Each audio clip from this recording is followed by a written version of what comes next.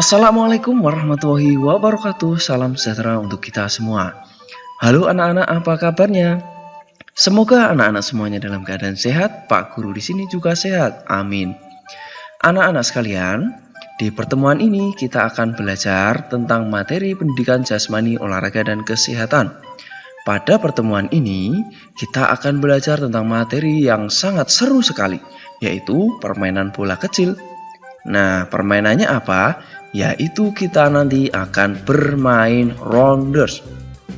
Apa itu permainan rounders? Sabar dulu anak-anak, mari kita berdoa dulu ya.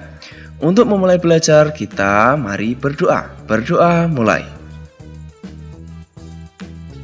Berdoa selesai. Nah anak-anak sekalian, tentang bermain rounders ini ya, anak-anak pada pertemuan sebelumnya telah belajar tentang permainan kasti. Permainan rounders ini hampir mirip dengan permainan kasti, namun ada yang membedakan. Apa bedanya?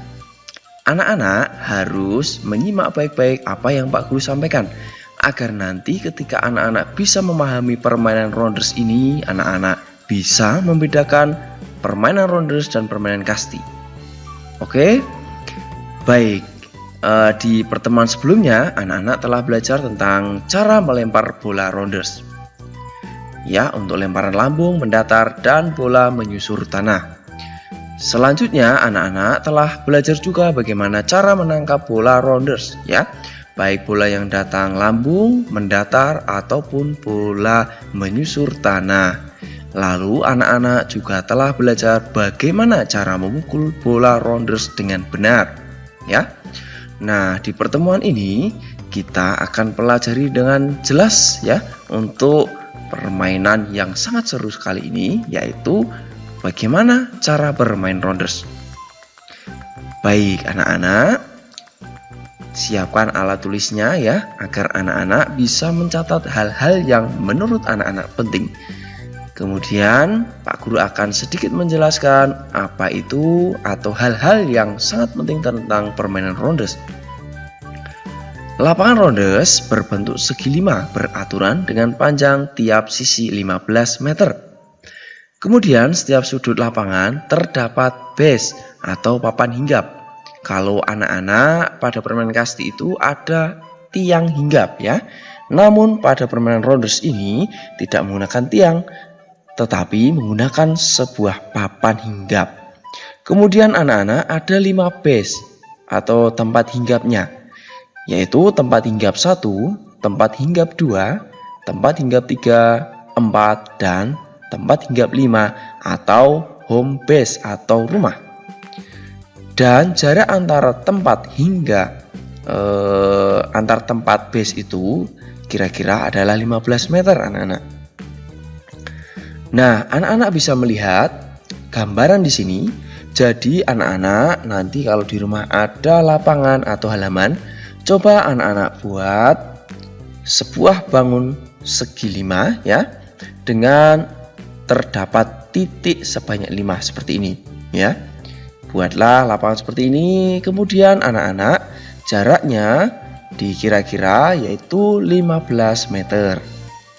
Selanjutnya di setiap pojok atau setiap titik ini anak-anak tempatkan sebuah kotak ya yang biasa disebut dengan base ya atau papan hinggap.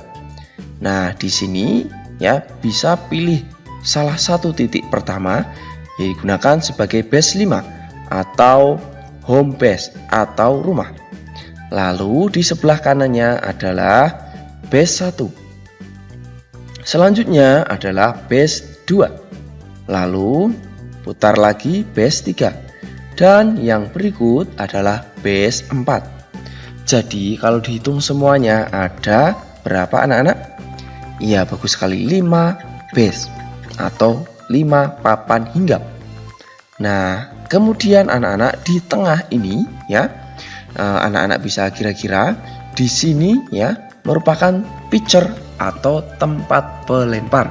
Kalau anak-anak dalam permainan kasti, yaitu tempat di mana seorang pemain lawan melemparkan bola untuk dipukul. Begitu anak-anak, dan di bagian sini adalah tempat tunggu. Tempat tunggu untuk tim pemukul ketika menunggu giliran untuk memukul bola. Nah, anak-anak semua, sampai di sini bisa dimengerti ya tentang lapangan atau tempat yang bisa digunakan untuk permainan rounders. Selanjutnya anak-anak adalah permainan rounders dimainkan 2 regu. Kemudian 1 regu sebagai pemukul dan 1 regu sebagai penjaga. Lalu setiap regu terdiri atas 12 pemain inti dan 6 pemain cadangan. Setiap regu dipimpin seorang kapten. Pemain inti mengenakan kostum bernomor angka 1-12. Lalu pemain cadangan mengenakan nomor dada dari pemain inti yang digantikan. Nah, kemudian anak-anak, dalam setiap permainan rounders ini terdapat 3 inning atau babak. Inning itu apa? Inning itu adalah babak dalam permainan rounders ya. Nah, 1 inning atau 1 babak tersebut terdiri atas 1 kali jaga dan 1 kali memukul untuk setiap regu. Jadi kalau ada 2 tim, misal tim A dan tim B, 1 inning itu tim A telah melakukan sebagai tim pemukul dan telah melakukan sebagai tim penjaga. Begitu juga tim B telah melakukan sebagai tim penjaga dan tim pemukul. Begitu anak-anak untuk 1 inning, dan lamanya adalah 3 inning. Lalu permainan rounders ini dinyatakan selesai jika setiap regu telah memperoleh giliran 3 kali menjadi regu pemukul dan penjaga. Atau bisa kita bilang juga telah selesai 3 inning tersebut. Dan pemenangnya tentu dihitung dari jumlah nilai yang dikumpulkan oleh setiap tim ya. Nah, anak-anak, untuk regu pemukul ini berada di area bebas ya, atau tempat tunggu, kecuali salah satu yang pemain yang mendapat giliran memukul bisa menuju ke base 5 atau home base yang anak-anak lihat tadi untuk bersiap memukul bola. Lalu setiap pemain regu pemukul boleh memukul bola 3 kali kesempatan ya. Jadi kalau setiap pemukul sudah melewatkan 3 kesempatan ya, maka tim pemukul tersebut harus keluar dari permainan karena kesempatannya telah habis. Selanjutnya anak-anak bisa melihat di sini tim pemukul ya. Kemudian ada salah satu yang bersiap untuk memukul bola. Nah, selanjutnya adalah untuk tim regu penjaga anak-anak. Setiap pemain regu penjaga menempatkan diri di area lapangan dan pemain yang menjaga base disebut baseman. Lalu pemain yang melempar bola ke pemukul disebut pitcher. Dan pemain yang menangkap bola dari pitcher tersebut disebut catcher. Nah, di sini anak-anak, tim penjaga sudah mulai bersiap. Ya, ada yang menjaga di base ya, disebutkan baseman tadi. Kemudian ada seorang pemain yang bersiap melempar bola yaitu pitcher. Lalu satu orang bersiap menangkap bola di belakang pemukul adalah seorang catcher. Ini yang baju merah ini adalah tim penjaga anak-anak, dan tim biru merupakan tim pemukul. Selain pemain yang memukul, maka dia harus berada di tempat tunggu atau daerah yang telah dibatasi untuk pemain menunggu giliran memukul. Nah, sekarang kita pelajari tentang pergantian pemain anak-anak. Pergantian pemain terjadi ketika 6 kali kesalahan yang dilakukan regu pemukul ya. Kesalahannya adalah ketika seorang pemukul gagal memukul sebanyak 3 kali ya. Jika terdapat 6 orang yang gagal tersebut, maka akan terjadi pergantian ya, bergantian. Jadi tim pemukul menjadi tim penjaga dan penjaga menjadi pemukul. Dan 5 kali bola tertangkap regu penjaga dalam satu inning. Jadi ketika ada tim pemukul memukul bola, lalu bolanya langsung tertangkap oleh tim penjaga sebanyak 5 kali, maka akan terjadi pergantian pemain. Nah, seluruh pemain tim pemukul telah mendapat giliran memukul bola. Ya, jadi ketika tim A katakan telah selesai, ya, dari pemain nomor 1 hingga nomor 12 telah selesai melakukan giliran memukul, dan selanjutnya mereka harus bergantian dengan tim penjaga. Nah, sekarang kita pelajari tentang bagaimana cara memperoleh nilai pada permainan rounders, anak-anak. Yang pertama, nilai 2 jika pemain regu pemukul mampu memukul benar, kemudian menuju base 1 sampai base 5 dengan selamat, tidak dibakar baseman atau pukulannya sendiri.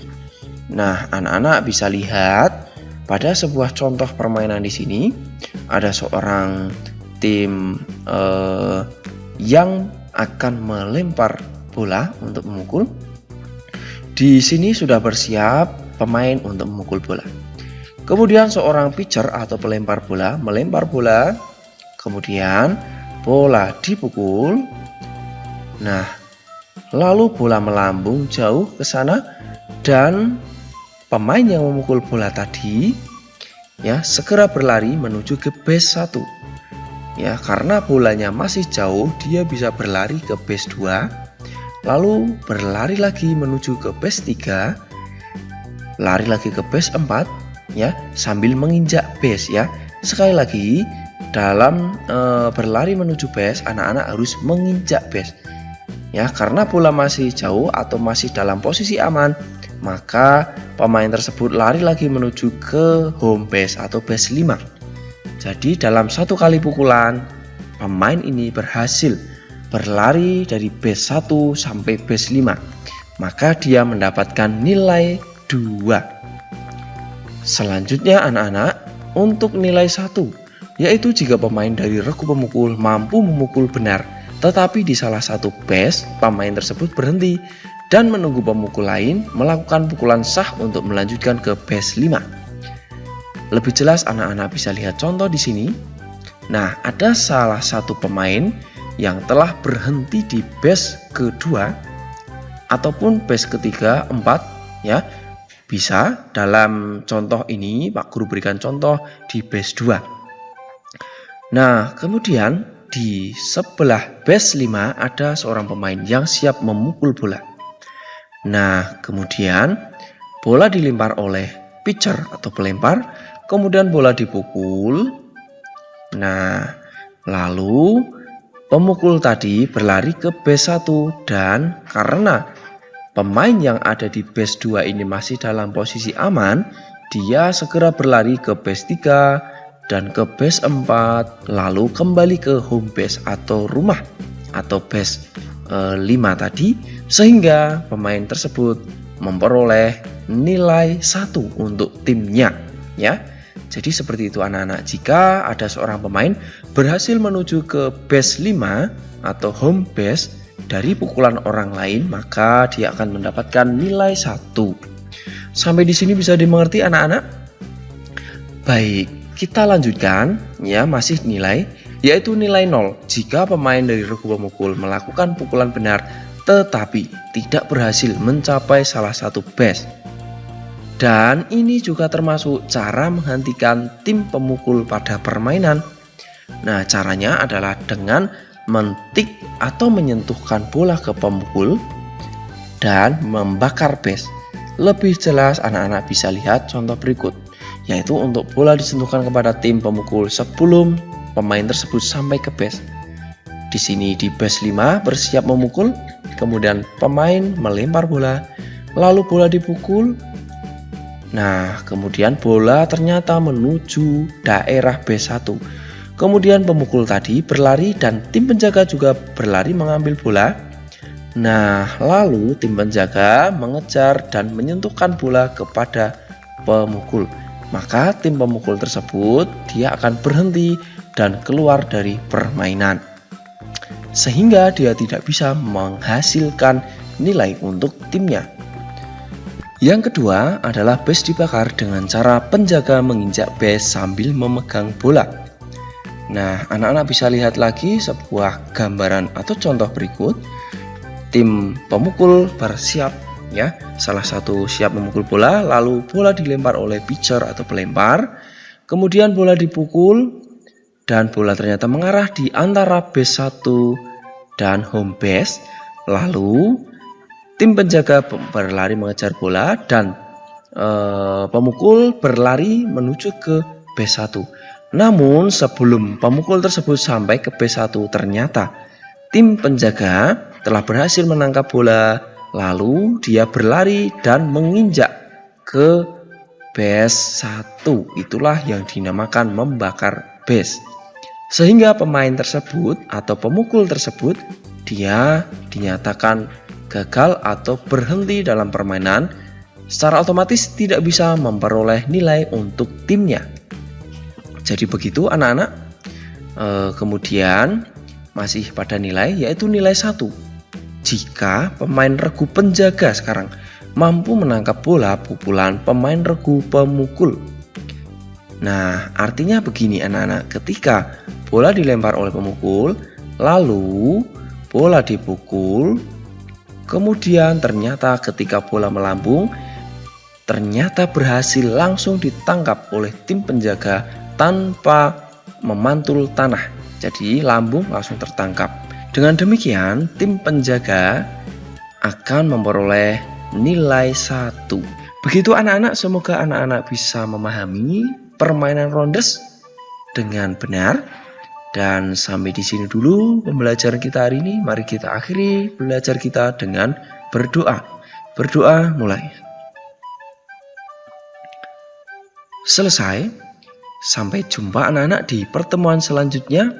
Tentunya masih dengan Pak Guru, dengan materi pendidikan jasmani olahraga dan kesehatan yang sangat seru sekali. Sampai jumpa. Assalamualaikum warahmatullahi wabarakatuh. Salam sehat, salam semangat, salam PJOK.